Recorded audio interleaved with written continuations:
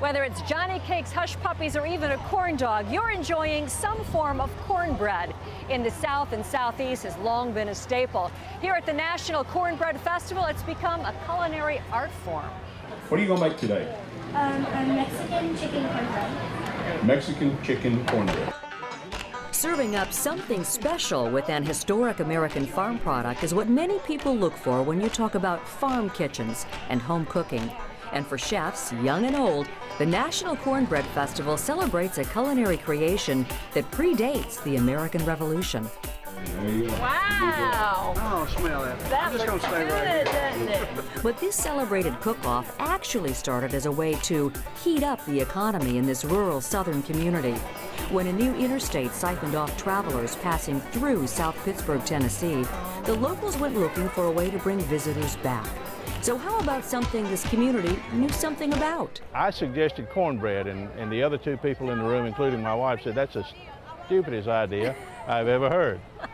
But we thought about it a while and pitched it to the community and had a meeting of local citizens and came up with the idea, and the rest is history.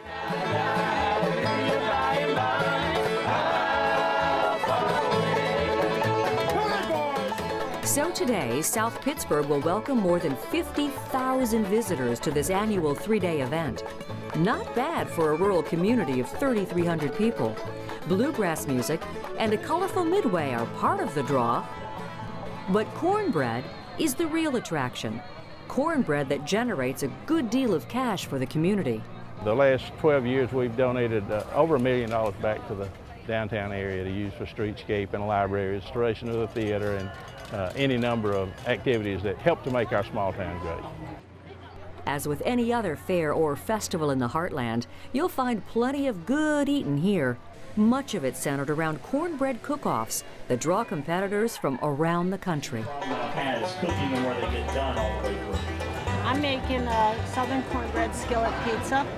It's a caramelized maple and apple bacon brunch bake. So it's sweet instead of savory. Hundreds of cooks enter their recipes for consideration. Those are narrowed down to 10 adults invited to cook up their cornbread creations on site. In addition, youngsters from regional 4-H clubs are testing their recipes in the children's competition. What are you making, Tanner J? Cornbread fiesta. What's in it? Okay, I was going to take out the secret recipe. Duck eggs, farm-raised chicken eggs from my farm. So, well, this name right here is called taco seasoning. As you can see, there's lots of room for using a variety of ingredients. In the spirit of full disclosure, we should tell you that one item that must be used is Martha White's cornbread mix, a prime sponsor of the festival. The imagination used in creating those recipes is amazing. Every year we're surprised by that. Another sponsor provides the cookware. Going back in time, it's something you'd expect to find in any Heartland home: cast iron skillets and Dutch ovens. Lodge Cast Iron began producing cookware in South Pittsburgh in 1896 and quickly became a staple in southern kitchens. And it's such an integral part in southern food culture and lore. Particularly in the latter part of the 19th century, the southern Appalachians were very desperately poor. So the only way people got the mineral iron in their food was cooking with cornbread and making pinto beans. And from the variety of recipes, it was time to see if the proof was in the pudding, or in this case, the cornbread. Here's what it looks like before we cut into it. A panel of judges will sample the final creations. We're looking for, of course, the texture, the flavor, just exactly something a little bit different than what you do with cornbread, just something that's really good. And finally, the moment of truth. For 10-year-old Marissa Brown, the win came with her very delightful cornmeal cake. It tastes more like cake than cornbread. Butter, sugar, Martha White's cornmeal mix, flour, eggs, vanilla, and almond paste. In the adult competition, the prize went to a former attorney who found more joy in the kitchen than in the courtroom. Here we go, the winner of the Martha White National Cornbread Cook-Off 2011, Jennifer Beckman of Falls Church, Virginia, for Tennessee onion soup gratin. Congratulations.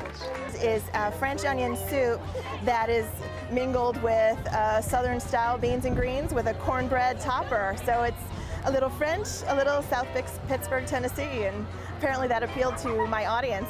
That audience appeal earned Jennifer $5,000 and a gas range identical to the one she cooked on. As she put it, a good day at the fair. I came here for a good time and for the experience, and you know, this completely blows any expectations out of the water.